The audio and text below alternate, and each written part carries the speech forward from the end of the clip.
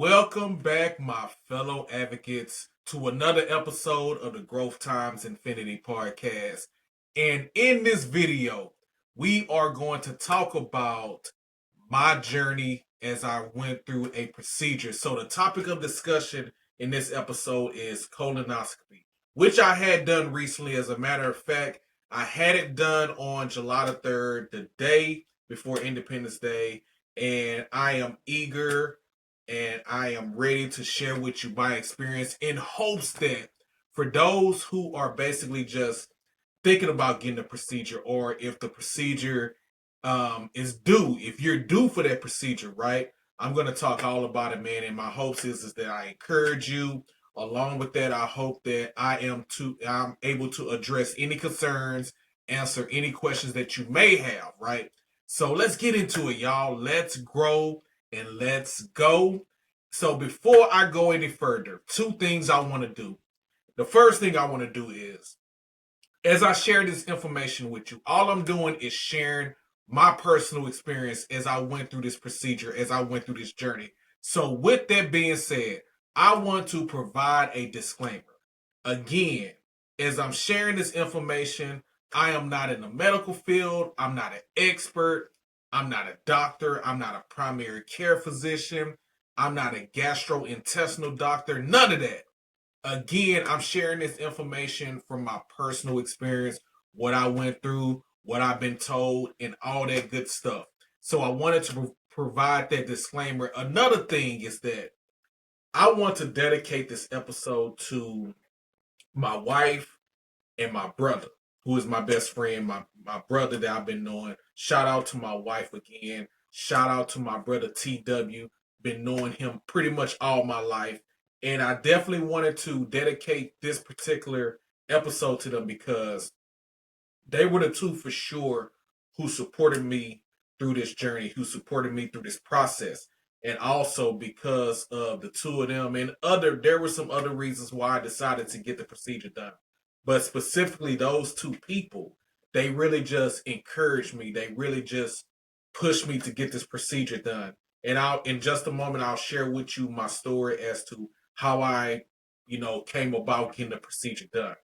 But basically, those two individuals, with my brother talking me up, encouraging me, and his actions actually pushed me to go ahead and get the procedure done. So with my brother, he actually he served as a reminder that I needed to get it done, because I'll just go back about a couple of years ago.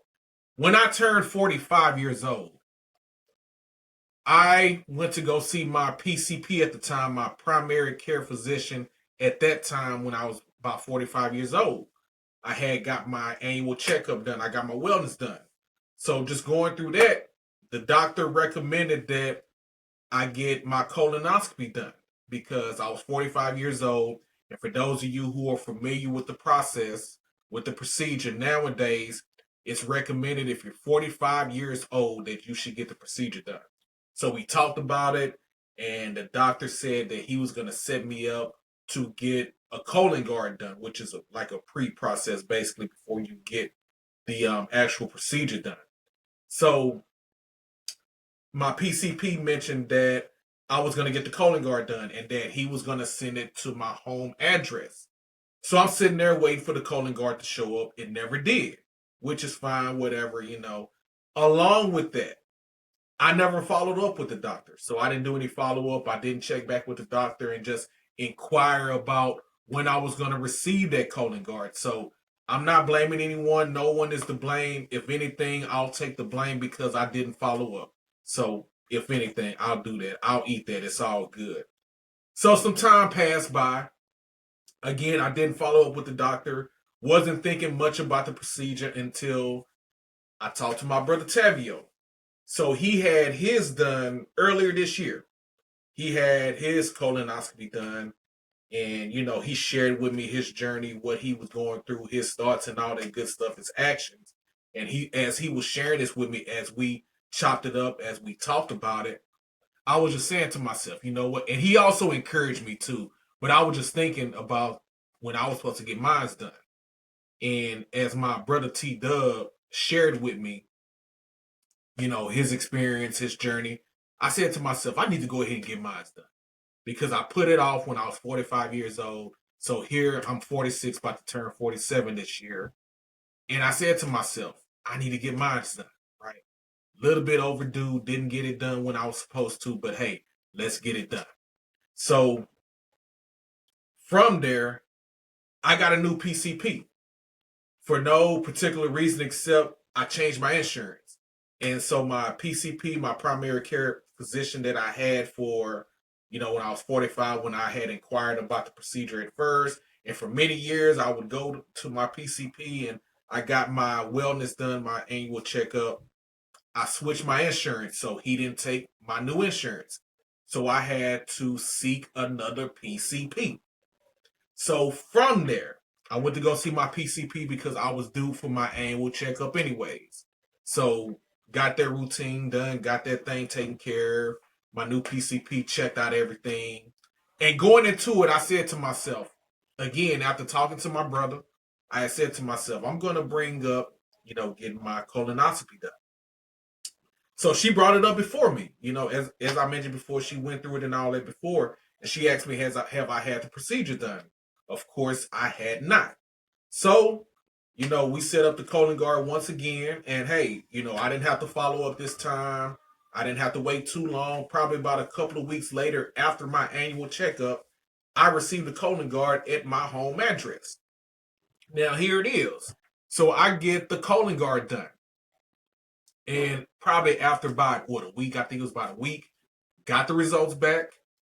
The results said I had a positive test. Now, we're going to talk about that a little bit more in just a moment. I had a positive test. So with that, of course, the doctor recommended that I go ahead and get the procedure done. She recommended a gastrointestinal doctor that was within the network. Long story short, in regards to that, I ended up going with another gastrointestinal doctor. The one that I went with was the same doctor who did my wife's procedure. Now, my wife, she had her colonoscopy done about a couple of months ago. So, I sat with her through the whole process.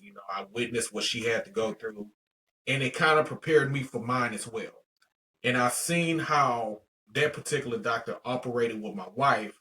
So I decided to go with that doctor instead of the one that was recommended by my PCP, right?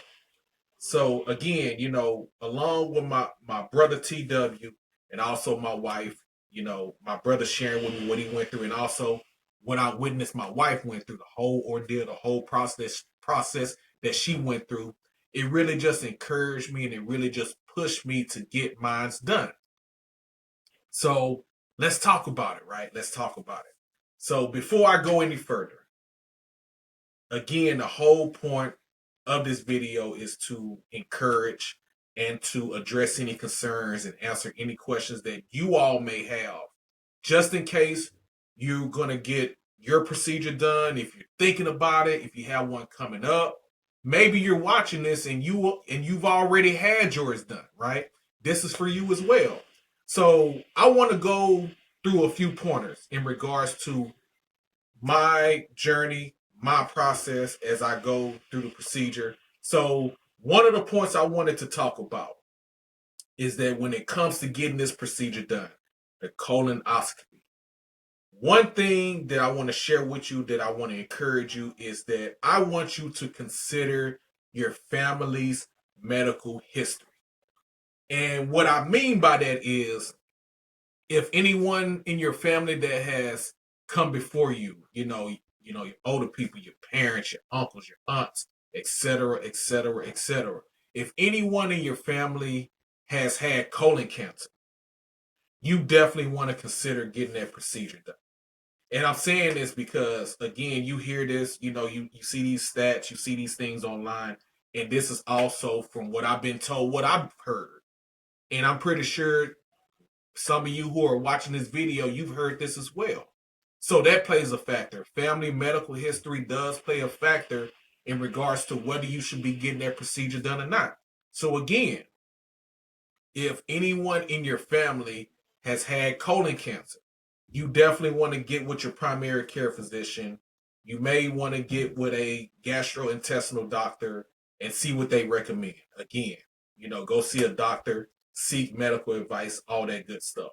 I'll take it a step up too. So not only colon cancer, if anyone in your family has had any form of cancer, period, any form of cancer, you may want to consider it that as well to get the procedure done. Once again, get with your primary care doctor. And again, you can also get with a gastrointestinal doctor as well. Seek that advice and see and just have a conversation with them. Talk about it, share with them. And a lot of times with the PCP, they're going to ask you for your family medical history anyways. If your family has had, if anyone in your family has had cancer, chronic diseases and all that. And then you can, just share that information with them when they ask you and then just kind of go from there. So aside from family medical history, another key factor in that is your age. Now, it's been recommended nowadays, as I mentioned before, when you turn 45, it's recommended that you get that procedure done. And something else I learned during my journey, during my process, maybe even sooner. Once again, age plays a factor, and going back to what I say about the family's medical history plays a factor. Maybe even sooner than when you turn 45, right? Again, get with your primary care physician and see what they say and talk about it and see if they recommend anything. And I mention this because I happened to be in a doctor's office when I was trying to, get prepared for the procedure, get all this done, get the process going and all that good stuff. So I happened to be in the presence of a young man. He was also preparing for a colonoscopy as well, right? We was in the same doctor office and he was in front of me. And I couldn't help but overhear that he was preparing for the procedure as well. The thing about it is, when he provided his date of birth, it was determined that he hadn't even turned 30 yet. So again, I didn't want to get into his business. I didn't ask him what was going on, but it just had me wondering, why are you preparing for a colonoscopy when you're not even 30? So that's why I mentioned that, your family medical history could play a factor. Age could play a factor. It's recommended when you're 45 years old that you get the procedure done, and perhaps maybe even before then. So again, I want to address, I can't state it enough. Make sure that you get with your PCP and a gastrointestinal doctor and see what they say. So again, consider your family medical history and consider age. So that's tip number one. That is suggestion number one. Now let's talk about the colon guard. That is the second point I want to talk about. Let's talk about the colon guard. What I learned later on during my journey, during my process, is that perhaps the colon guard is not necessary. It isn't necessary. It's optional. But again, I would encourage and I would recommend it. Again, you want to get with your primary care physician, maybe a gastrointestinal doctor, and see if they recommend a colon guard for you. Again, age may play a factor, of course. Colon guard, is a good way to kind of identify and see if you really need the procedure. But again, maybe it's not recommended. Maybe it's just optional. And I shared with you that my test was positive. So my test came back positive. Now, the thing about a positive test, when you hear that, you may think, okay, well, Reg has colon cancer. And I'll share with you my results basically in just a moment. But you may be thinking to yourself, a positive test basically says that a person has colon cancer. Not necessarily.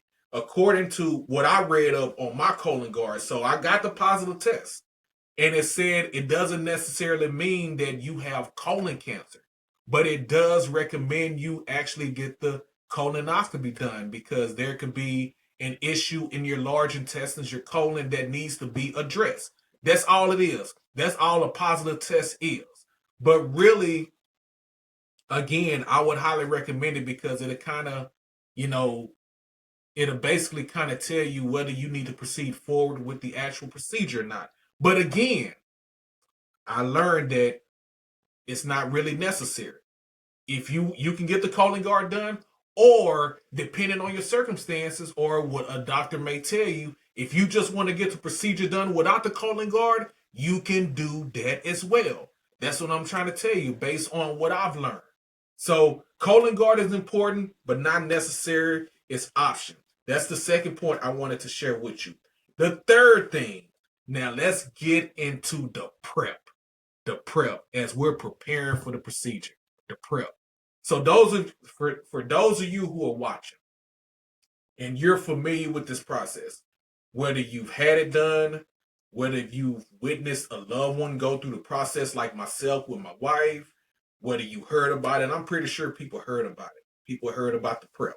You know, whether you was chopping it up with the fellas at the barbershop, having a conversation at the water cooler at work. Ladies, you probably heard about it. You know, your girlfriends, your sisters, y'all discussed it. You know, again, we may have witnessed somebody go through it, go through the prep and all that stuff. What you may have heard and what you may have saw, yeah, the prep part. That is perhaps the most challenging part of the whole process, the whole journey, the prep. The prep. You know, when you consume that liquid, it gets real from there. It really does. So I just want to make a few suggestions in regards to the actual prep process. Suggestion number one, make sure that you are off of work. Make sure you don't have to go to work for at least 2 days. The day that you have to prep, and of course, the day that you have to do the procedure. So take some time away from work, at least 2 days. Those 2 days for sure. You definitely want to be off of work. I would highly encourage that. So tip number 2 in regards to the prep is that be close to the restroom. Once you consume that liquid that you need to take, I had to do, now me personally, I had to do 2 doses. I had to do a dose at 5 p.m. and I had to do a dose at 10 p.m. So once you get that first dose, make sure that you are close to the restroom because it's going to start to work on you. It's really going to work on you. For me personally, it took about an hour, maybe a little less than an hour. It took me about an hour. But yeah, you definitely want to be close to the restroom because when that thing kick in, it's going to put in some work on you. It's going to put in some work. So that's tip number 2 in regards to the prep. Be close to the restroom. Tip number 3 in regards to the prep is make sure you have some clothes on that you can easily remove. You don't have time to be having some jeans on with a belt, and then when that prep kicks in, you got to unbuckle your belt and, you know, unbutton your pants and all that good stuff. No, man, find something that you can easily remove. You know what I'm saying? It could be some shorts or whatever the case may be. But make sure that you can, it's easy to remove, right? Because as soon as it kick in, you're not going to have that much time. You are not going to have that much time to take care of your business. That's tip number 3. Tip number 4 is to follow the doctor's orders. And I say this because what I found out is that, you know, it's different. It's different with each individual, right? So for me, my doctor ordered me a few days before the preparation and the procedure that I can only consume, you know, certain foods and certain beverages, right? So there were certain foods, according to doctor orders, the only thing I ate like 2 days leading up to the day of the prep, the only thing I ate was chicken and rice. There were a few other things that I could eat, but for me personally, I just ate chicken and rice for like 2 days. So, and also you may be ordered to drink clear liquids, which I did. I drank mainly water. I drank a little bit of ginger ale. I drank a little bit of some clear Gatorade. That's what I did. On the other hand, people like my brother Tavio, T-Dub, he pretty much ate whatever he wanted. The doctors really didn't give him any orders in regards to, hey, you can only eat this or you can only drink this. He was able to eat whatever he wanted to. So he was all good. That's why I say it varies depending on the doctor. Again, you know, the tip is follow the doctor's orders. If the doctor tell you to consume a certain food or beverage, do it. Now, the day of the prep, now you may be ordered to just consume liquid only. It is what it is. You're going to consume liquid only. And another key thing that I was order to do is watch my hydration, right? Because like once you consume the liquid and then you consume the prep later on that day, the day of, you don't want to get dehydrated. They stress that to me. Hey, make sure you are not dehydrated. Make sure to keep your hydration going and all that good stuff. So that's tip number 4. Follow the doctor's orders. Tip number 5, be prepared to lose some sleep. And I say this because for me, as I mentioned before, when it came to the prep, when it came to consuming that liquid, that was to, flush out my colon, my large intestines. I had to do the first dose at 5 p.m. and then the second dose I did at 10 p.m. So I remember the day of the prep. I was pretty much up to like 2 in the morning. So that's why I say be prepared to lose some sleep. So yeah, again, what I had to do, consume the prep at 5 p.m., then the second dose at 10 p.m. I was up, man. I was up to about 2 p.m. So again, be prepared to lose some sleep. And, that pretty much just wraps up my tips on the prep part of it. Now, let's get to the day of the procedure. Now, for me personally, on the day of the procedure, it was easy breezy. It was easy going. Now, there was a point of time where I was feeling weak. I was feeling sluggish. And I feel like that was because pretty much, all the stuff was out of me. The prep did its job. Got most, if not all of that stuff out of my gut. So with that, because again, you want to follow the doctor's orders. Now, one of the things that the doctor told me to do is make sure I don't consume any food or liquids like 4 or 5 hours before the procedure. So around that time, in between that time, you're going to feel some weakness. You're going to feel some fatigue, and it's going to take over your body. So, I got through that day of the procedure. I went to the hospital, went to registration, got ready for the procedure, right? So after registering, they sent me to the waiting area, and I waited for a little bit. My wife, she was with me, waited for a little bit. So they called me to the back to the room. So they got me in the bed, got me getting ready for the procedure. So I'm laying on the bed. They put the IV in me, and they put some type of liquid in the IV to keep me hydrated. And prior to that, again, I was feeling a little weak, feeling a little fatigued. But once they hooked the IV up to me and once they ran that liquid through my IV, I started to feel better because whatever they was putting in that IV provided hydration for me. So I felt good. I felt better, right? Going into the procedure. So from there, I waited for a little bit, but it was all good. And I say that because in comparison to my wife, for my wife procedure, we got there a little early. They got us back there quickly. They prep her, same thing. They prep me. And she got hers done in a timely manner. Again, I waited a little bit, but it was all good. And I think it was the matter of the timing as well, because for my wife, at the time she got it done, she was pretty much the last person. So hers was like later in the day. Mine was in the middle of the day. So again, I had to wait a little bit, but again, it was all good. I waited and I finally got it done. They took me back to the area, the operating area, whatever they call it, for me to get the procedure done. So all I remember was I was looking at the clock. It said 1 o'clock on the clock on the wall. And next thing I know, I was out. And then I didn't wake back up till 1:30. Now, another thing that they said that I've heard, I've heard from my brother TW. Some people told my brother TW this. I heard this around the way as well. When it comes to that procedure, when it comes to the colonoscopy, I've heard people say that it will be the best sleep that you will ever have. And with that, the sleep was dope, man. The sleep, it was great. The sleep was great, I'll tell you. Now, the only way I can describe it is that I just remember, again, I was going into the operating area where they will perform the procedure. And I remember, again, I seen 1 o'clock on the wall. And by 30 minutes later, it was over with. In regards to that, it just seems like from the time that the anesthesia put me down to the time I woke up, it seemed like I just closed my eyes.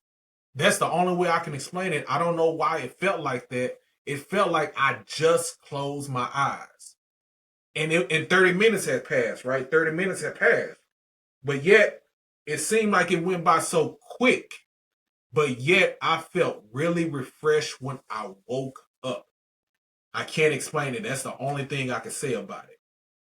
But what I would like to say about the whole process, from the procedure, I just want to give a shout out to the doctor who did my procedure, the nurses, the staff, the person who provided the anesthesia. They made the process so comfortable. I mean, I felt at ease because they was just very professional. They was very ensuring that everything was going to be okay. So, but other than that, all went well. And as I mentioned before, my colon guard came back positive. The test result came back positive in regards to the process. Now, they said that they found 3 polyps in my colon. But, fortunately, praise God, the doctor was able to remove those polyps. So after everything was done, the doctor spoke with me and said it was a really good thing that I had the procedure done because out of the 3 polyps, 2 of them were, kind of small, and one was a nice size. And that one polyp that was a nice size, the doctor said if it wasn't addressed at the time that it was, then it could have possibly turned cancerous. So again, the doctor mentioned that it was a really good thing that I went ahead and got that procedure done. So yeah, so that's pretty much it, man. Again, I just wanted to share this with you all, the process that I went through in regards to my colonoscopy. Again, my hopes is that it encourages you to get yours done if you're due for one, if you're considering getting one, if it's time for you to get one. Again, my hopes is that I have addressed all your concerns, any of your concerns, that I've addressed some questions, if not all of them. So yeah, that's my process, y'all. That was my journey, my process as I went through to get my colonoscopy done. So peace and blessings to you as you continue your journey. So let me know what you think about this. Again, if you have any concerns, if you have any questions, and if you would like to leave a comment below, I will be more than happy to reply to your messages, reply to your comments. Feel free to reach out to me. Again, just leave a comment below. So again, depending on your age, depending on your family history, if it's time for you to get that colonoscopy done, go ahead and get it done. I am Reggie B, aka the Growth Advocate, and I appreciate you all tuning into this episode of the Growth Times Infinity podcast. And until the next time, keep growing and keep going.